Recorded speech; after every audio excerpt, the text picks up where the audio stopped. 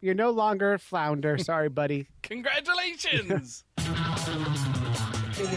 Welcome to the Fish Nerds Podcast. Smart talk about fish, fishing, and eating fish. That's always interesting, usually funny, and mostly true. I'm Captain Sean Tibbetts, MainTunaFishing.com, and here are the nerds.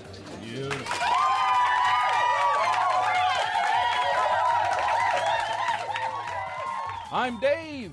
I'm Clay, and anything is fair game. It's a good bet that you'll be hungry and way more polite by the end of this show. We're going to teach you bastards a thing or two about manners. Yes, the Fish Nerd experience is a well-rounded one at that. That's right, yeah. So, what's big happening in your life these days, Dave? Well, the artist formerly known as Alive is no more. Was he known as Alive? Well, Or now he's known as that. Yeah. It's just terrible. That was a joke. I know, but I'm still. Yeah, it's funny. I'm less sad about Prince than David Bowie. Right. Although But Prince was one of those artists that during the height of his thing, I actually wasn't a fan. no. And then afterwards, I became more of a fan. It's funny because Prince. Cause I used to work in music. I used to sell music and manage stores, and all my really nerdy music friends, like the people who went to Berkeley and stuff, loved Prince. They would talk about what a good technical musician he was, and I'm like, oh, yeah, never did it for me. So, can you sing a Prince song? Little red Corvette. Oh, you know more than me. Yeah, there you go. No, The only one I know is Kiss. oh yeah, You don't have to be beautiful. That's it. yeah, that's good. So. Well, then there's Anyway. Purple Rain, Purple Rain. Purple rain. That's all. Yeah, I don't know any other words though besides like the chorus or like 4 lines of any song. Yeah, But anyway, poor Prince. Yeah, poor Prince. Yeah, the Prince. When I was in high school, probably the hottest girl I knew was a big Prince fan. That should have been Right, enough. That should have been enough for me. I don't know what the hell was wrong with me. did she look like him? No. No, because he's better looking than some girls I've dated. Oh yeah. Sorry. But yeah, so this episode we're going to get into all sorts of things. Have nothing to do with music whatsoever. Da da da da. You ready, fish guy?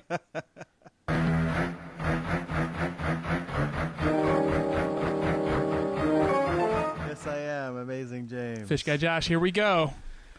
All right. Shark time. Coming right off of our featured piece on the last episode. That was, I know. We got a lot of airtime on that. That was fun. That was pretty cool. I loved it. We're getting famous, I got to go out with Moyle and talk about it after. right? It was cool. Yeah. Yeah. But I am scrambling to get ready to go for vacation, so I'm kind of going into this pretty blind. I know where you're going, but no one else does. All right. Where are you going? I am going to Belize for a week Son of a... to swim with whale sharks. Yeah. Uh-huh. Yeah, okay. yeah. I beat you to it anyway. I went last year. That's cool. It was Mexico. It was nice. La Paz. Yeah. I'll be in Placencia. Just don't touch them. You're not allowed to touch them. I Not know. that I didn't. I didn't I'm touch them. I'm excited. Lauren timed everything. She called the dive shop and got the 2 best days post moon cycle to go. Booked us those 2 days, and then we have 2 dives a day. So we get 4 shots at the whale sharks and then a ton of snorkeling in between that. And I heard from her last night that she looked into maybe me getting booked on a tarpon fishing trip for one of the days. So we'll see. Okay, you're bringing the recording gear. To be continued. So, the shark episode. Here we go. We have some interesting shark news going on. It is shark time. I have been seeing you scramble with your shark news. It's been a little around crazy the with office. sharkage. Yeah, sharks and rays. The rays are in the bay. Yeah, they are. They started showing up. I went about 4 times in the last week or so and got snapped off by something a little too big for my setup. I see you're no longer saying an official weight now that it's been snapped off. Yeah. I recall I missed a 50-pounder. Yeah, I was only using 12-pound test, though, so maybe it wasn't 50 pounds. I don't know. Yeah. But yeah, there's probably at least one ray out there with potentially 4 barbless hooks stuck in it. But, you and I have both, it's off the subject, but you and I have both been conquering our new species list here lately. You've been doing the carp. I have been carping the hell out of some carp, and Seriously? I finally. And what's with the banana it. challenge, by the way? I haven't heard anything from the guys about the banana challenge. Maybe because they are scared to give us the results. I don't know. Because I think we all know that you knocked it out of the park. I did knock it out of the park. I got a whole bunch of jack smelt with the banana. I did try some banana on the carp stuff, but it was before I had really fine-tuned my techniques. Wait, I thought you said you used oatmeal flavored like bananas. Well, that was the day that I actually got into the carp. Okay. I did make a pack bait, and part of the mixture was banana flavored oatmeal. I don't know if that counts, but I think it counts. It was pretty fun. I haven't heard anything from the folks in New Hampshire and their attempts at banana fishing. That's because their fish nerd lackeys could have possibly taken that first challenge. You wonder. I think. Anyway. Okay. Onwards. So I got to go to the Berkeley Bay Festival this past weekend. I know, because I got there about an hour and a half before you did. I forgot about that. To set up the fish tank. You did. Yes. I was there at the Berkeley Bay Festival myself. I forgot about that. Yes. Strange. We were both there. I like to blend in. I come in, set up the magical fish tank, and it's like I was never there. It is. It's amazing. We had a really good time with it, though. So part of the thing was a gentleman by the name of Steve Shirley was there as well, and there was a featured documentary film about him. And I'm just going to jump right into the interview with actually the documentarian, Kristin. Okay, yeah. I met her after the fact, and she was asking me for contacts about this. So, yeah, I'm interested to hear what you guys talked about. Yeah, here we go. Cool. All right, this is Amazing James from the Fish Nerds podcast here with Kristin, who produced and directed and did everything for a documentary called Steve Shirley Shark Tagger. And who is this gentleman over here? This is Steve Shirley. Oh my goodness. It's like everything has come together in one place. Down by the water in lovely Berkeley, California on the San Francisco Bay. So just a couple of questions about the film. I got to see it. It's really cool. Steve, you're a lifelong fisherman. Yep. Right? When did you start fishing? I started fishing when I was about 4 years old for trout up in the mountains, up above Yosemite National Park. What got you into sharks? Well, I moved down here in the San Francisco Bay Area about 35 years ago and started fishing out in the bay. And if you spend a lot of time in the bay fishing, sharks are a bycatch that you're going to come across all the time. Over those 35 years, I developed a lot of information about where the sharks were and how to catch them, the different tides, the different food that they ate, and all that sort of stuff. Cool. Kristin, how'd you find this guy? Oh, it was kind of funny. I was at a party with my husband, and he, Steve has his own contracting business on the side, and my husband knew him and told me he did an interesting job. And I try to find people in the Bay Area that are self-taught learners and explore their passions and make short documentaries about them. So when I heard he was a shark fisherman in the SF Bay, I thought that was pretty cool, and he had started his own study. And the cool thing about it is that he's a sport fisherman turned conservationist, which I thought was a nice angle on the story. I think it's something to make a good point of, is that a lot of fishermen are conservationists. A lot of hunters are conservationists. We want to be able to get those animals, and so we want to make sure they're around for generations to come. I would assume you would agree with that.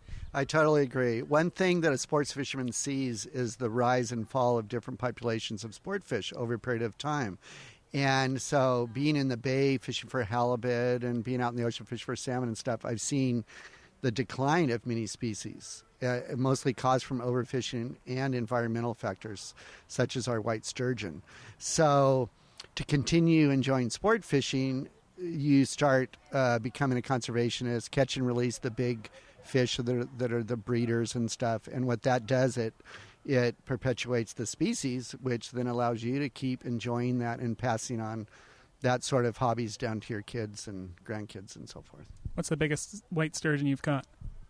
White sturgeon was about 283 pounds. That's a baby. Yeah, it was a baby. It was about 8.5 feet long. Long time ago, back in the late 70s, actually. Yeah, I don't know if there's many that big around anymore. Sometimes we see them washed up on the beach, but that's the most I've seen. Yeah, I don't even fish for sturgeon anymore. They're full of poison and stuff, and they're so limited numbers that I just feel like even catch and release is chancy with fish, and so might as well let them be and hopefully increase the population over the next few years. Yeah, the poison issue is a big one. I mean, any animal that gets that big and lives that long in a bay like this is going to be full of something. Yep, no good.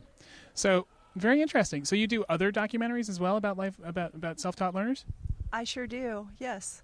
I'm making one right now about self-taught sound mixer for feature films, and he's an Academy Award winner, and I wanted to learn more about doing sound for my own films as well, and I couldn't ask to learn from anybody else but the best. Right? Like, what am I doing with my life? Seriously. Like, that's really cool. That's really cool. Well, good luck on that. Thank you. Awesome. How can people find out more about it? Or all your films, really? Well, I'm on social media. My Instagram is intrinsic, that low hyphen lifestyle. I'm at Cape Dutch on Twitter. My website is KristinSchurmanOldest.com. Very cool. Thank you very much, Kristin. Very cool. So that sets the scene for me, because I was taking care of the aquarium when you were doing this. But where's the good stuff, man? I want to hear about the... We've met the man. We've met the filmmaker. Right? What are we talking about here? We're talking about sharks. Let's talk about some sharks. I want to hear what this guy does. All right, here's what he does. Okay. We founded Ocean Research Foundation, a nonprofit, about 3 years ago. And last year I wrote the largest shark study in San Francisco Bay history. It's called BASE, Bay Area Study of Elasmobranchs. So we'll be studying all the common sharks in the bay and the bat ray and the big skate. So that's the project we're working on. It's going to be a very long project, possibly 7 to 10 years. And no one has ever done this baseline information study in the past. So we're actually keeping track of how many rod hours per fish is caught, so that over a period of time we can show trends in populations. So over a period of years, you can see that the rod hours per fish go way down. That means there's a bigger population. And then hopefully scientists can take this information to do research projects such as what caused those sharks to decline that 1 year in population. Was it a lack of food fish? Was it an influx of cold fresh water from a lot of rain and snow in the Sierras? Or warm temperatures, El Nino? All these factors come into play. And I'm not the scientist. I find out all the information and give the information to scientists to perform these studies with. Who's sponsoring you? Who's actually helping you out with getting the funding for it? Well, mostly so far it's been self-funded for myself, but I have clients that have pitched in, about $15,000 this year, and I expect more of that this year, and we're looking for funding. So. And which researchers who are you working with research-wise? So my main partner is Monterey Bay Aquarium, and we've worked also with California Academy of Sciences in San Francisco. But Monterey Bay Aquarium, and I'm getting a lot of advice from Dave Ebert of Pacific Shark Research Center at Moss Landing Marine Laboratories. So he's a great guy and probably the most knowledgeable shark guy in the world at this point. Very cool. I love when just people who have a passion for angling, get in on the fun of conservation. That's really cool. And not to mention you get to work with it sounds like some pretty awesome organizations too. Yeah, great organizations, great people. There's another person who works with a lot. That he works with? Yeah. Here, I'll introduce you to him. Gabriel, who's your dad? Steve. Steve who? Shirley. What does Steve Shirley do? Shark tag. What do you do with your dad? Many things like shark tagging, motorcycle riding, and activities on making computers and stuff like that. Building computers? Yes. No way. Yes way. That's pretty cool. You have a pretty cool dad. Do you think you have a pretty cool dad? Yes. Tell me about your shark fishing with your dad. We catch 7 gills and leopards, but his biggest it went in the Bay Aquarium and it was 450 pounds, except it got released due to it going on the rocks. And he's caught bigger fish, but that's the one that went in an aquarium. The 450-pound 7-gill, right? Yeah. That's pretty cool. What else have you caught with your dad? Leopards, trout. Wait, leopards? Yeah. Yeah. Wait, actual like snarling cat leopards? No, leopard sharks. It's okay. What else have you caught? Rainbow trout and catfish. That's it. What's the biggest trout you've ever caught? A 14-pounder in Lake Chabot. A 14-pound rainbow trout. Yeah. That's pretty sweet. That's one of our East Bay regional parks. That's awesome. Very cool. And what's your biggest shark? That would have to be either a leopard. My dad helped me catch it when I was around 8. I reeled it in, but he technically caught it. But the biggest fish I caught all the way was in Florida, and it was, I don't know the name, but it was all black, and it was in tropical, and and when you were catching those, he was going for huge 300, 400-pound groupers. Is that what it was? As a grouper? No, it was a shark around same size as a leopard. It was around 80 pounds. That's awesome. That's really cool. What's your favorite thing about fishing? When the fish takes off and you hear the zzz in the rod. Isn't that like the best feeling ever? Pretty much. Very cool. All right. I got to go, man. It's been nice talking to you. Take care. Give me a high five. That was another real high five. Don't try it. He seemed really excited. What do you catch? Sharks. What else do you do? He's 10 going on like 18. What do you want? 16. You know? And he had a 6-foot-plus guy with headphones and a microphone. He had a good time. Not going to lie. In his face. What's up, him Gabriel? questions. Big shout out to Gabriel. Thank you for being part of our podcast, buddy. Right on. That's cool. That's a fun project to do with a dad. Totally. Little father-son shark Yeah. tagging adventure. Lots of things to learn when you shark fish all day long. Yeah. So, Steve also talked a little bit about technique and conservation ethic, which was pretty cool. Right on. And I think the most important thing to learn from all this shark research is that there are different ways to fish for shark. So if you're a sport fisherman, I think it's super important to fish in an eco-friendly way. And that means possibly using a circle hook where you can, barbless, reeling the fish in as fast as possible, keeping it in the water when you unhook it, and making sure that it's alive and well and strong before you let it go.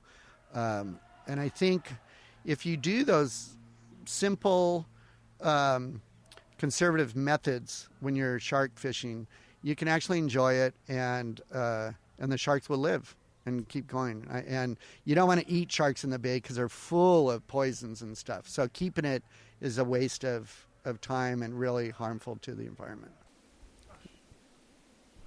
We know all too well that sharks are no good to eat here in the bay. That's why people stab them and mutilate them and. Well, I was that thinking more wonderful of a lighthearted.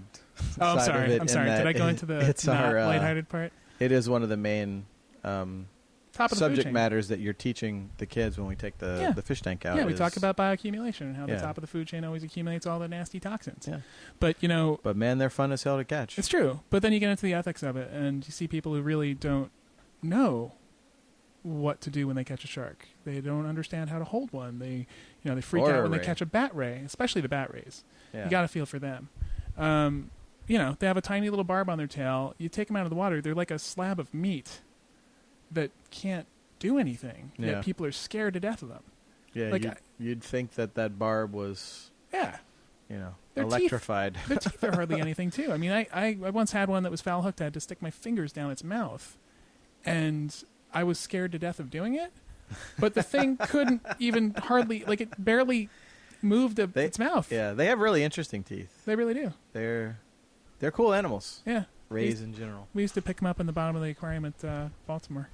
Anyway. What's next? You tell me. I don't know. Let's did the play interview. this clip here. Okay. So what can we do? What do you think we can do for just the general population who's out there actually fishing for animals? And maybe they're catching sharks as bycatch. Maybe they're purposely targeting them. But what do you think we can do to spread the message about just letting sharks be? Well, actually, I have come up with best fishing methods for San Francisco Bay, and it's a series of different ideas that will allow a fisherman to catch and release without harming the fish. It'll be up on my website that we're developing right now, and you can get to that at researchsharks.org or oceanresearchfoundation.org or Bay Area Study of Elasmobranchs.org. And I'll be giving classes at marinas and that kind of stuff for fishermen that are interested, attending, going out on party boats, and kind of showing the fishermen on party boats how to do it and stuff also. There's a huge difference in the way you catch a fish, how long you keep it out of the water, how you let it go, and all that just changes the livability of that fish from 20% to almost 100%. And it's very easy methods, and I think people are interested in that too.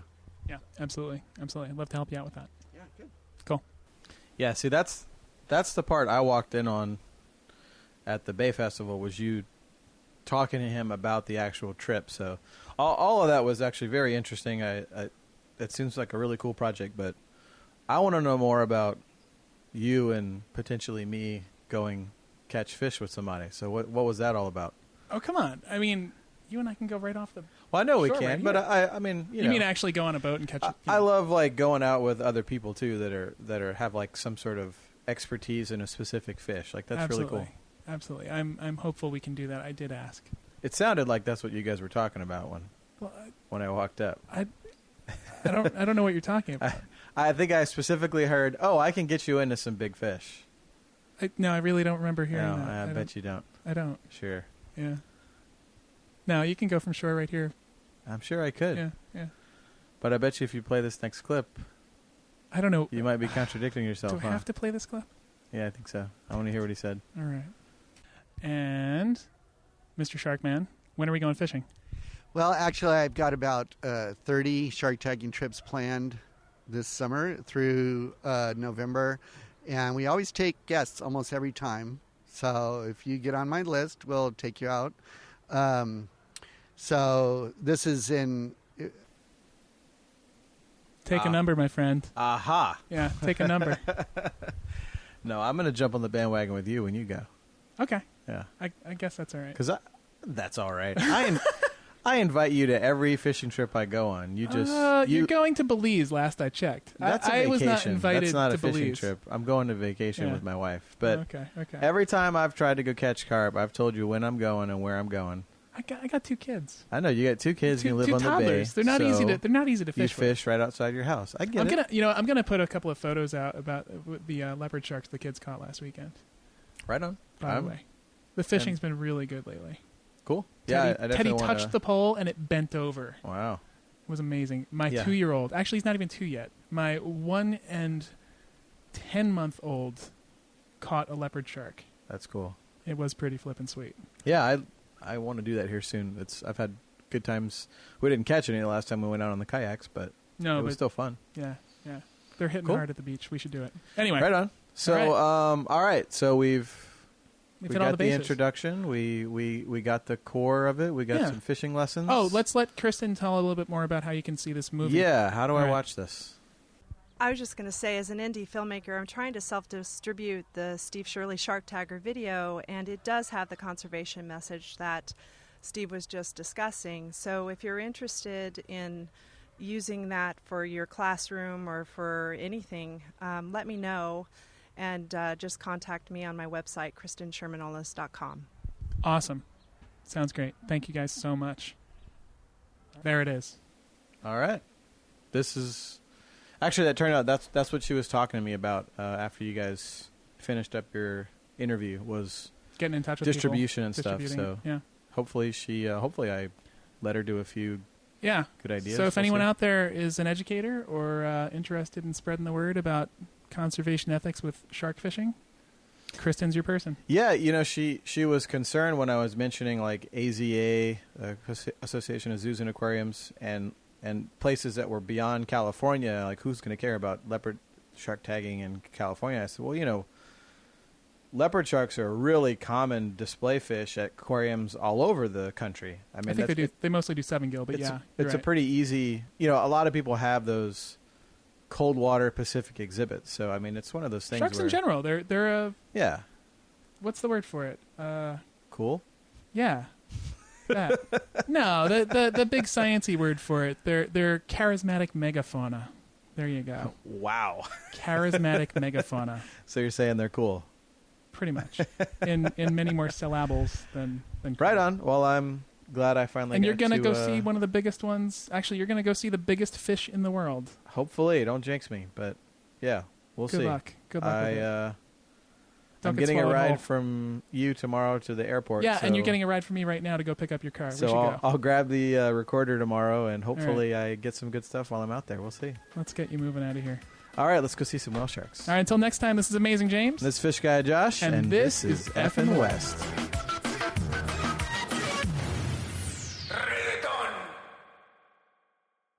OPC. Like those guys. Yeah, the Outdoor Podcasting Channel, right? Yeah, and we're part of that. Yeah, I know. Yeah, I mean, the great thing about it is it's every single day on one podcast, you get actually, 8 or 9 shows. Yeah. So if you don't want to subscribe to the Fish Nerd and Bow Hunter podcast and Carrie Z's Hunt Fish Travel, but you want to hear all those shows, just subscribe to the Outdoor Podcast channel and you'll get every single day a new show, including the Fish Nerds. Yeah. Did I see you shared something about sort of like outstanding aggregators or compilers? It was some news story that had the Outdoor Podcast channel in it. Yeah, we are cutting edge, man. Jay Scott from the Big Buck Registry was interviewed about this, and the Outdoor Podcast channel is cutting edge. We're the only ones doing the kind of work we're doing with the outdoor world, which is multiple shows all on one feed. There you go. So it allows to simplify your podcast feed. Yeah. The podcast feed, sort of the teat of the digital world. Yeah, so latch on to the OPC. Drink heavily with the OPC. Fish in the news. I love fish in the news. Fish in the news. We have a couple of good stories here. First of all, Florida Man. That's the beginning of this title, which anything that starts with Florida Man has got to be usually ends with someone not wearing pants or having some kind of animal in their pants. Exactly. I would say 9 out of 10 Florida stories. That's how they go. Well, this one comes to us from boingboing.net. Wow, quality news sites, Dave. We really step up their game on this one. Digging deep. Right. Florida man catches 400-pound Goliath grouper with a wrench. Excuse me, with a wrench? A wrench. Now, what kind of wrench? A box end wrench. It was a size 11 metric. It's really important to know. Yeah, I know. Yeah. And there's a whole video story. It actually originated from an ABC News channel. And the little blog post here on Boing Boing says, his tool of choice, a do-it-yourself wrench lure. It's a wrench, string, and 2 fishing hooks. So what he did was he took a number 11 metric, and the box end, he just tied 2 heavy lines and put 2, they look to be like, 6/0 hooks on it. That's amazing. Now you were doing this for years, Dave. I had my flatware series. Yeah, I've seen you do a butter knife like this way. Right, exactly. And all it ever did was tangle our lines. I know. It should have worked. It should have. Should have worked. This guy, Ryan Hine, was able to reel in a 400-pound Goliath grouper while fishing in St. Petersburg area. And in the video segment, he talks about how he had just dropped the wrench down. It was his first attempt at using it. Dropped it in the water, jigged it 3 times, and this 400-pound fish hit it. That's amazing. Yeah, I know. I don't even know what a 400-pound fish means. Like to me, it's such an insanely big animal. Like just I know. to catch on a string. Like when you really think about it, like I caught a 400-pound fish with a piece of string and a wrench. I know. And MacGyver would be very proud of this guy. Well, the fish must be pissed. It's like, really? Man. This is how I'm going to meet my end? Now, do people eat Goliath groupers? I don't think it's legal, to tell you the truth. God, I would imagine the stress of a fish that big coming up would just wreck the fish. You would think, although it's so big, you could probably beat it up pretty good and it'd still be okay. I guess it's not coming up fast. Right. So it has time to acclimate. And it's fairly shallow. I think they're fairly shallow water fish. It's not like you're pulling up a tile fish or something like that from the very, very bottom. That's true. But man, like a wrench. A wrench, yeah. Number 11. He was quoted as saying, a lot of mechanics I know don't really use a number 11 for anything. Wow. And so if he could go back and do it again, would he use a different wrench? Yes, because he lost that wrench. Oh, right. But hindsight is 20/20. Right. You see what I did? Do you see what I did there? No, Yeah. I didn't. Jerry Hine was his name. Or Ryan Hine was his name. So, yeah. Hindsight. Oh. Yeah, I've been saving that. You know, it's hindsight, right? Right. But this is a show that's not written. Yeah, okay. It's an audio, Dave. He said some jigs can cost $20. I was just looking for a way to make a jig without spending a lot of money. And he did it. How much are wrenches? They're not, if you buy like the cheap China ones, they're like $4 or $5 probably. Wow. Now we have one more thing to try, Dave. I know. Just start throwing the toolkit down there. There it is. Yeah. It just shows, though, if somebody gets snotty and snooty and said, oh, well, I only use a number blah, blah, blah with a blah, blah, blah to catch grouper, you could say, yeah, right. You could throw your toolbox down there and catch them. And sure enough. Yeah, you could. There it is. That's amazing. Yeah, Good for him. There you go. Our next story comes from livescience.com. Ooh, good, because dead science is just full of zombies. Yeah, it is. It is sort of slow, that dead science. This comes to us from the staff writer Laura Giggle. Why don't fish have necks? The one question no one ever really thought about. I know. Why don't they have necks? Yep. She writes, fish have fins and gills, but they don't have necks. And that's partly because it would be difficult to swim quickly with a neck that waggled back and forth in the water, is what she says. All right. Yeah. All right, let's hear it out. All right. What's more, she says, anything called a fish, by definition, can't have a neck. The moment a fish-like creature developed a neck, it became classified as another type of animal. No, really? That's what experts told Live Science. Oh, I got to hear more about this. The oldest neck... So a neck eliminates you from the fish category? Apparently, yes. Really? I don't know. I'm just saying. So the oldest neck on record belongs to Tiktaalik rosea, a creature that lived 375 million years ago. Scientists describe T. rosea as part fish, part tetrapod. That's a four-limbed animal. And they found a guy named Ted Daschle, a curator of paleontology at the Academy of Natural Sciences of Drexel University. Well, fancy pants. I know, in Philadelphia.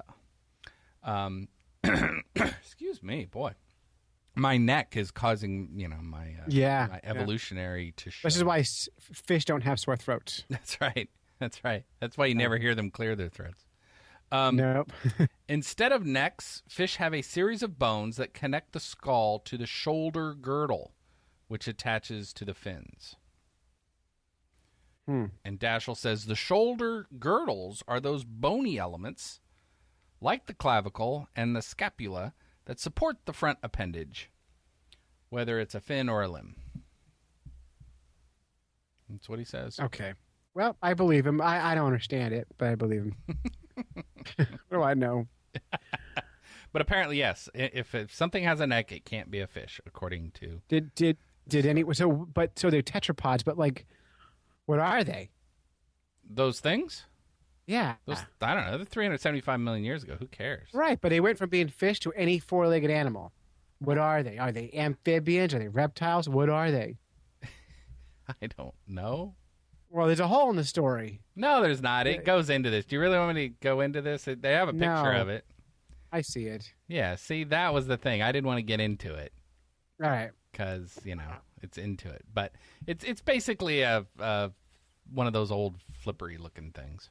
Yeah, it looks like a salamander. Yeah, that's what it is. Like I said, well, how do you like that? 375 million years ago. I mean, God. Donk, that's a long time. So are there any modern examples of fish developing necks that like, oh, you're no longer a flounder. Sorry, buddy. Congratulations. You've evolved. You're now a tetrapod. Yeah. I don't think so. I don't know. There probably is, right? Because we've learned in the fish world that there's always some exception. Right. So I wouldn't be surprised if there's some exception. Although I wouldn't be surprised if there wasn't. What we learned in the fish world is we never say all fish ... Right. Because we seem to always find an example of fish that breaks the rules. Yeah, there's fish that reproduce with no males. There's fish that, that you can catch. That even I can catch. That breathe air, that walk, that do all kinds of stuff. So right. yeah, exactly. That's why we like them. Yeah. Yeah. But are there fish that are tetrapods? Yeah. I don't know. Yeah. Maybe. I don't know either. Lungfish probably get close. Probably, but they don't have necks. No, they don't. They're necklace wonders. That's right. So there you go. That's our 2 fish in the news for this week. Good ones.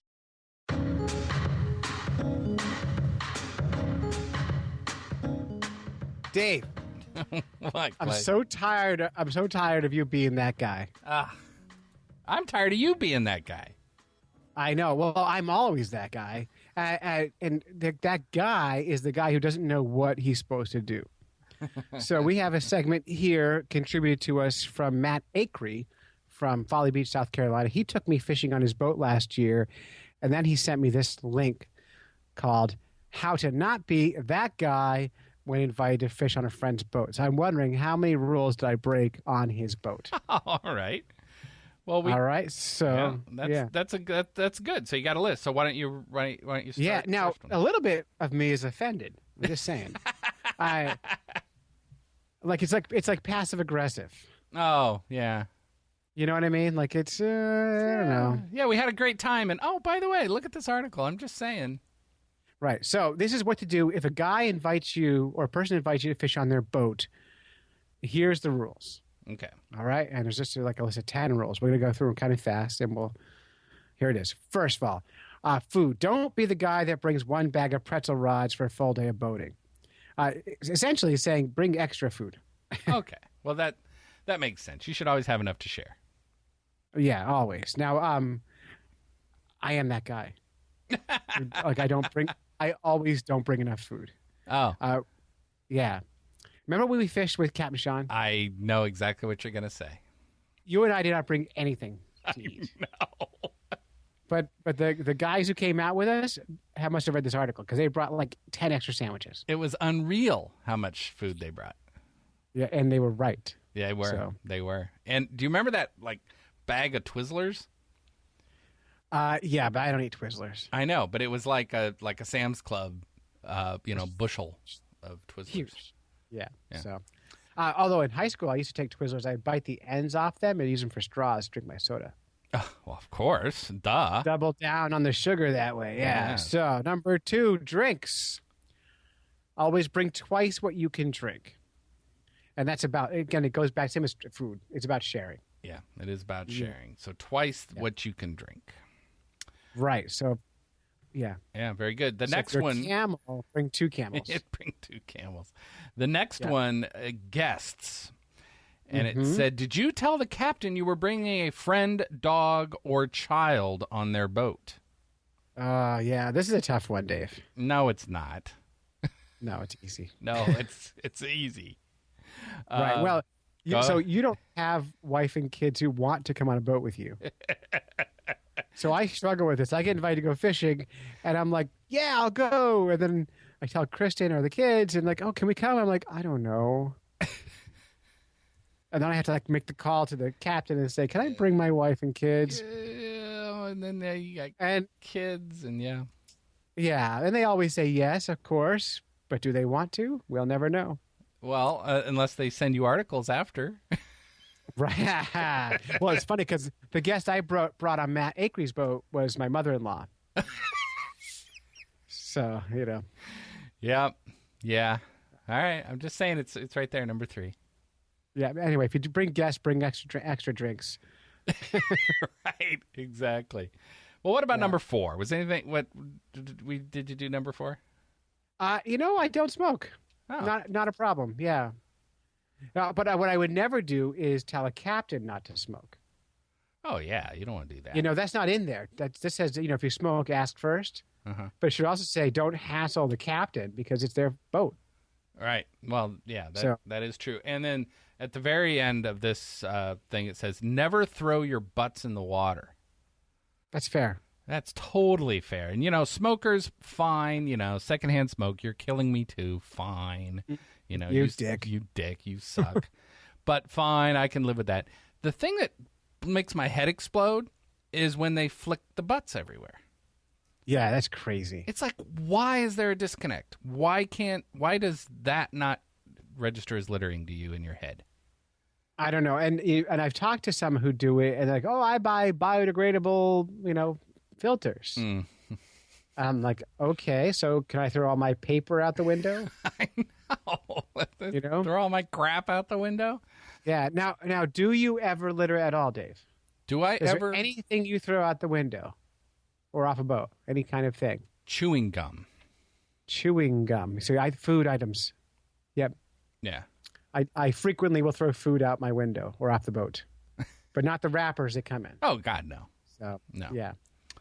Well, that brings us right to number 5, which is littering. So I think we just said, yeah. Yeah, so basically never throw anything in the water.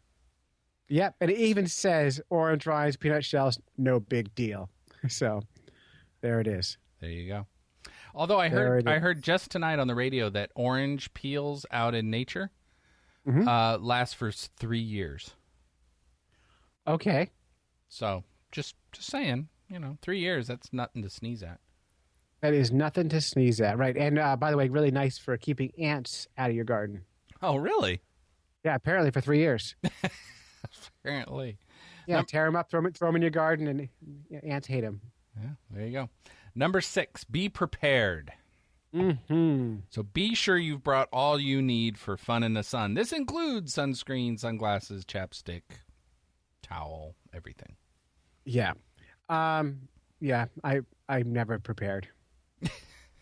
Yes. Yeah. Problematic. Number 7, the captain. And the article says, okay, here's the deal.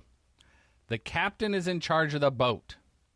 The captain may not always be the one in the driver's seat, but they're the one that's in charge of the boat. I think that's reasonable. Oh, and gotcha. I've never had a problem here. Yeah. I always defer. It's your boat, your rules. Yeah, absolutely. Yeah. Yeah, okay, that's good. Yeah. My favorite 8, safety. If you feel the hold my beer and watch this moment coming up, just say no. I struggle with this, Dave. Oh, no. Yeah, no, so far I've been pretty good. Now, on Captain Sean's boat, I had the urge to get in the water and take shark pictures. Yes. I'm Yeah, glad you didn't do that. If it was my boat, I probably would have gotten in the water and taken shark pictures. Wow. And even when I was fishing with Matt Acree, there was an urge to jump off the boat a couple of times. But I did not do it. So, good. Yeah. Yeah. So anyway, be safe. Don't be stupid. You're on their boat. Yeah, that makes sense. Yeah. Mm-hmm. Number 9, passenger etiquette.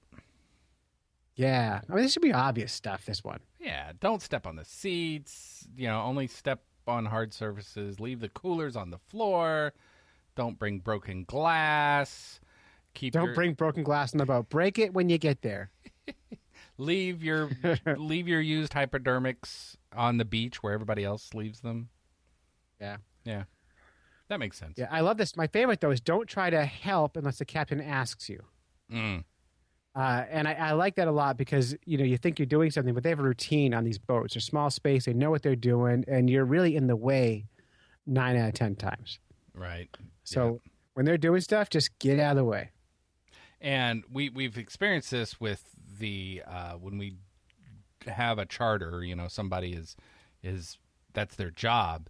They really don't want you to do anything. No. And it's just weird. It's weird. They even take the fish off the hook for you. Yeah, it's actually a little more than I feel comfortable with, but right. But they love it.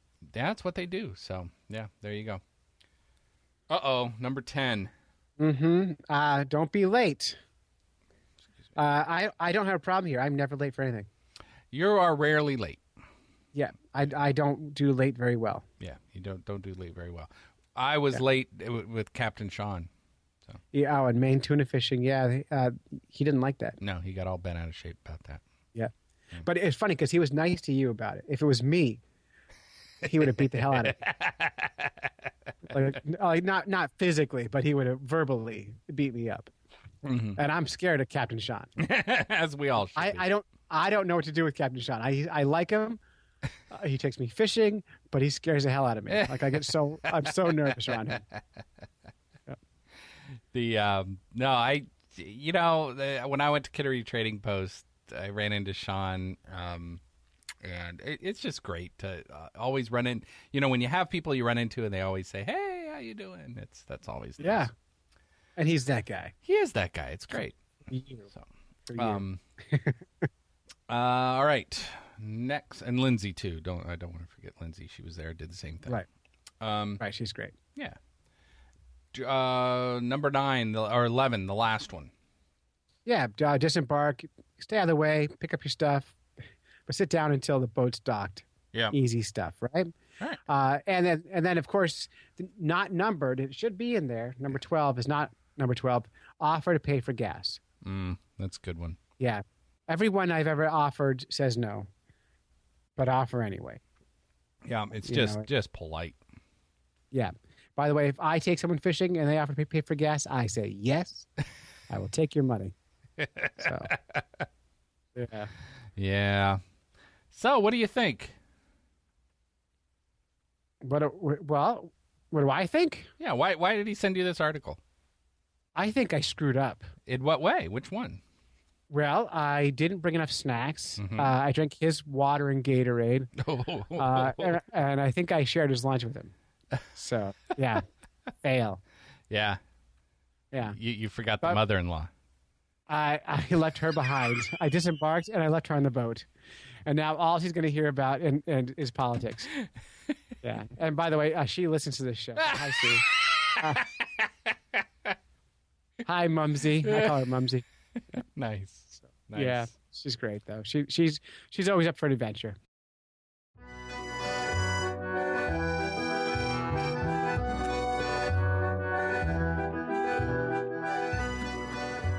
So, Kristin and my kids and I went to Virginia Beach, as everyone knows. We've been talking about it for months. This is back in February. Wow. And we were invited to go to Croc's 19th Street Bistro, a certified green restaurant, and eat. And they fed us for free, Dave.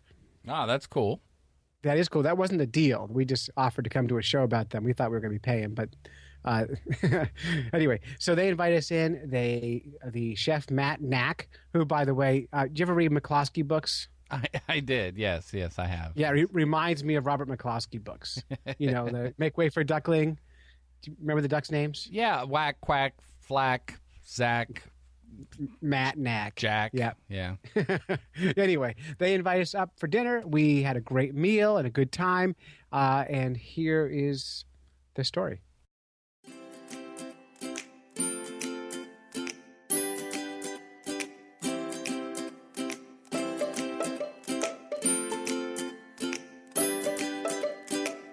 Hi, Kristin. Hey, Clay. So we're hanging out here at our house up in New Hampshire. reminiscing of our February vacation trip down to Virginia Beach. We went there for one reason only. What was the reason? To swim. To swim. And how'd that go? There was a nice indoor pool. There was. It was so uncomfortable and so cold. Incredibly cold. It was colder in Virginia than it was in New Hampshire, I think. Which is terrible. Yeah. Yeah. And we totally expected different. We didn't bring heavy clothes and But luckily there's plenty of indoor things to do. Including amazing restaurants. Food. The seafood at Virginia Beach. That's right. And one of the great things about being a fish nerd, and you may be seeing this now, is we get to eat food. We do. And when we call a restaurant up and say, hey, we do this podcast, they're nice, they invite us in. We called... Before we looked into restaurants, we visited the Virginia Aquarium. We sure did. You can listen to the podcast from a few weeks ago, find out more about that. And while visiting the aquarium, we found out about the Sensible Seafood program. And so when looking for a place to eat, we decided, let's check out one of these restaurants that participates in the program.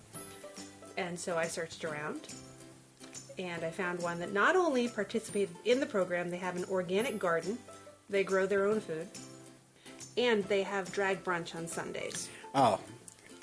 And if only we knew on Sunday about the drag brunch. Unfortunately, I found out about this restaurant on a Monday. I know. I left my drag clothes at home anyway. I was really disappointed about that. However, by the way, it would have been so much fun to bring your dad to drag brunch. Oh, or really uncomfortable.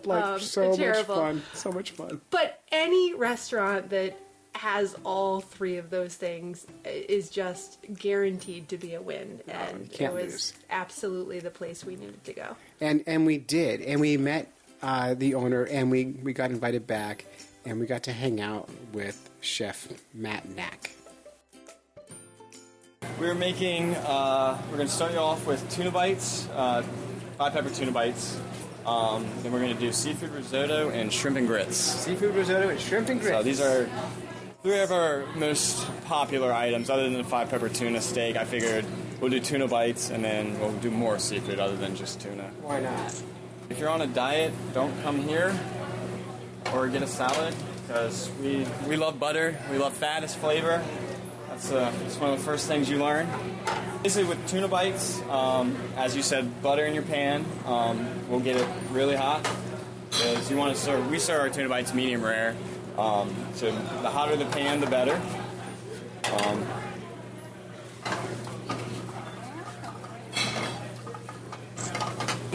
You can buy it in the grocery store. It's Chef Paul's Red Fish Magic.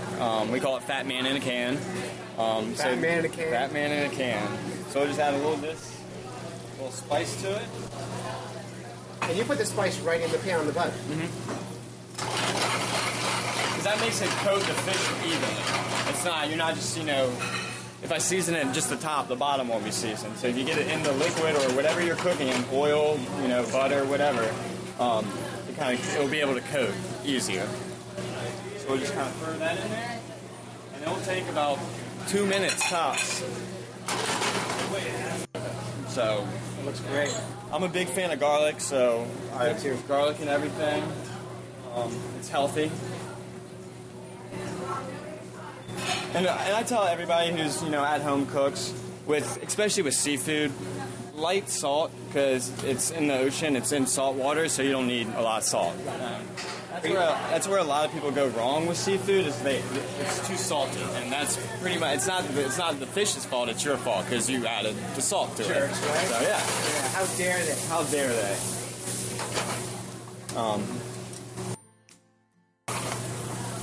So our tuna bites are pretty much done. Those are great.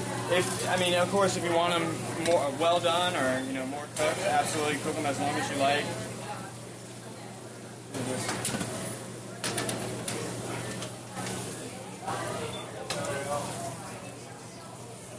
make a little pile.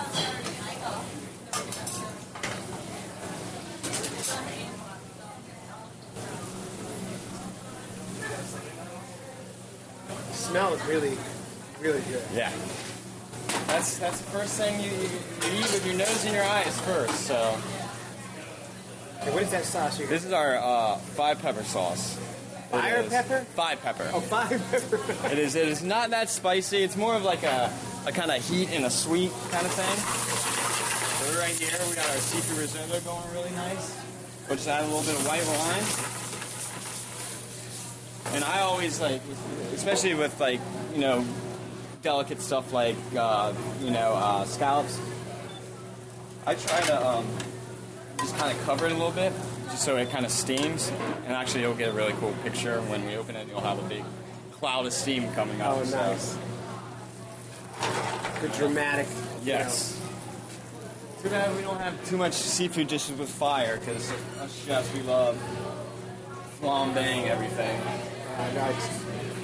So basically, that's just this dish. I try to keep everything simple, not over spice anything. So with the shrimp and grits, I'm just honestly doing butter, garlic, and Old Bay. Saute it. We'll add a little bit of heavy cream, and then we'll be good to go. And you just kind of coat it. We asked Matt to tell us about his sustainable restaurant and why they do what they do. I've been the chef here for about 5 years. We try to do as much to give back to the environment as we can. We were one of the first partners with the Sustainable Seafood Program. We were actually the first certified green restaurant in the state of Virginia. We have solar panels on our roof that run our hot water heaters and part of our kitchen. All our carpeted are from recycled products. All our wood are recycled. The Sustainable Seafood Program, we're partners in that. We have a full garden in the back that we try to grow all our own produce throughout the year. Wintertime's kind of hard. But even in the wintertime, we do try to grow, we'll grow kale, carrots, radishes, things that are more sturdy to weather. But springtime's my favorite time, is because that's when the garden is completely full and it's gorgeous, and every bed's full, and you got beautiful tomato plants coming in and pretty much everything. In summertime, spring and summertime, it's pretty much guaranteed every produce, every vegetable is coming from that garden, which is really cool. It saves the restaurant a lot of money, and it gets my guys involved in farming. When I hire people, I'm like, you're just not going to be a cook. You're going to be a farmer. You're going to be a gardener. You're going to do all these different things that you wouldn't normally do in a restaurant. So we asked Matt, what's the go-to thing? What's the one thing you think everyone who comes to Virginia Beach should be eating? On our menu right now, we're doing tuna, a wild-caught U.S., so it's definitely sustainable. I think it's a good alternative right now. Really, but the go-to one, our most popular dish in the restaurant would be the 5-pepper tuna. It's our staple dish. We've been around for 20 years, and I think it's been on the menu for 15 of those years. So, how long have you been here? I've been here 9 years. I started as an extern in culinary school. So I worked from the bottom all the way up. So I was the salad guy, and kind of just stuck around, and Cal couldn't get rid of me. So I've never worked in restaurants. I don't know how the whole thing works. Hey, by the way, it's terrible working in restaurants. It's terrible work. I watch Gordon Ramsay. It's just like that. I don't want anything to do with it. Matt was throwing stuff around the kitchen. It was awful. I was yelling at me. Yeah. No. So I don't know how restaurants work, but I know the vegetables are fresh. They come from the garden out back. And I wanted to know, how do you ensure that the seafood is fresh? How I plan my menus, I'll sit down with my reps, because I go through Cisco and Waterside. Mainly Waterside with seafood, because they're a seafood company. Cisco, not Makes as sense. much. But so I kind of just sit down with them, and I'm like, all right, guys, what's in season? They know that they better not do a void list or anything. If it's not sustainable, we don't want it on our menu. Yeah. And we've had some slip-ups sometimes where I didn't really look into something and immediately got off. Like, we did it as a special, not like menu items. I but understand. I mean, it's hard, because you do have those people who are like, why don't you serve this? Well, it's not sustainable. Well, what does that mean? And then you have to sit down and explain to it. And actually, once you explain it to them, they kind of understand. We try to get the freshest seafood as possible. And luckily, I have good sources in this area, being so close to the ocean and having Rudy Inlet down here. We can, just go down there and be like, what did you get today? A lot since it's so cold outside. I joke with them. I'm like, so you're not going out because it's cold? They're like, no, then we're just not catching anything. So it's a fun little relationship that I get to have with like all of them. So one of the things we like to talk about on the show a lot, Kristin, is we like to talk about eating invasive species. Mm-hmm. And so we asked Matt about the Eat a Ray, Save the Bay campaign. It was the Chesapeake Bay. They were having a big problem with bay ray. Yes. So they decided to start commercially fishing it. And we served that on the menu.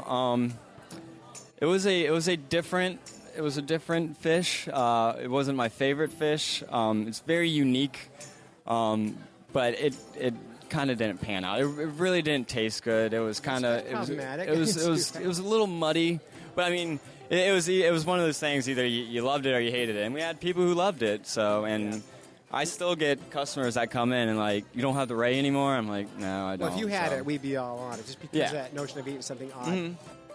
So now we want to get into the nitty-gritty, Kristin. We wanted to know why you cook seafood and why do people have so much trouble with it. You know, people should be eating more seafood. So Matt had a very strong opinion about this. See, seafood is one of the hardest things to cook, right? It's very delicate. It's fragile. It overcooks like that. It undercooks really easily too. So I just say the faster the better. Try not to overcook anything. I mean, honestly, you can even serve salmon medium. Like you don't have to overcook everything. Right? You overcook it, dries it all out, wrecks it. Yeah, and like my scallops, we probably serve that medium rare to medium. You don't want to lose everything in the flavor, and cooking it out will release all that. Now, Matt clearly loves working in the restaurant, which is great because I've worked in restaurants. I don't love it. You never worked in restaurants. No, never back at the house. No, but I tell you what. When you meet someone like Matt who's energized, excited, loves what they're doing, it makes you want to do it. Like hanging out in the kitchen and talking to Matt, I wanted to do that job. It's it made me want to eat there again and again. I still have no interest in. You don't want to work there? Working in the kitchen, right? But Matt, eating there again. But Matt loved it, and here's his advice to people who want to work in that industry. It's fun industry. If you can absolutely do sustainable, local, organic, absolutely do it. At first, you might view it as being more expensive, but in the long run, it really pans out. It will save you money. It gets you, if you have a garden, like I said, it gets your staff involved. It's just hands on and it's just fun, and it gives back to the environment. And I don't see why. I think it should be mandatory that restaurants do this, because if we keep up what we're doing, we're not going to have food in the future. I love eating out. I do too. It's one of my favorite things when I go on vacation. It's what I do. Crocs, it's one of my top that I've been to. I mean, the food was amazing. Oh, I think for seafood, I put it in the top 5 seafood restaurants I've been to. It was really, really good. Right. I mean, and what did we get? What did we actually eat that night? We ate shrimp and grits. We did, which my sister-in-law loves, and I've never ordered because it just makes no sense to me. Well, because usually I've had grits. They're terrible.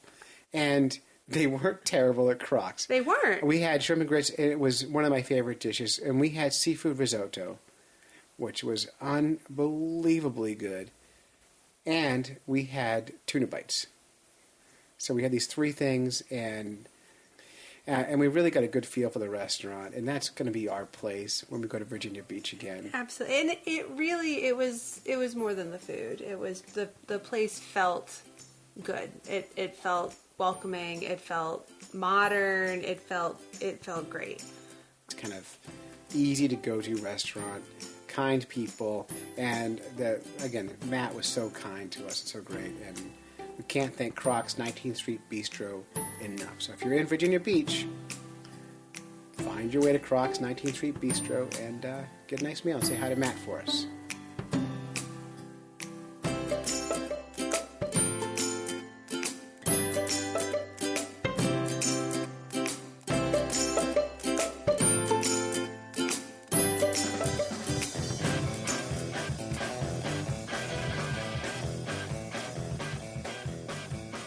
That is it. That's it. You've listened to a couple of fish nerds when you could have been fishing. We'd like to thank our families for supporting us while we podcast, go on fishing quests, and do all sorts of silly things that middle-aged guys do.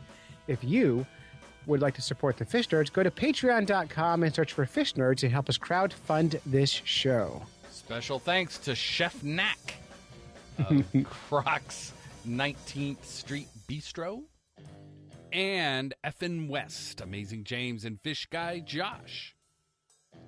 Indeed. And until next time, follow the code of the Fish Nerds, spawn early and often, Avoid free lunches with strings attached, and swim against the current every chance you get.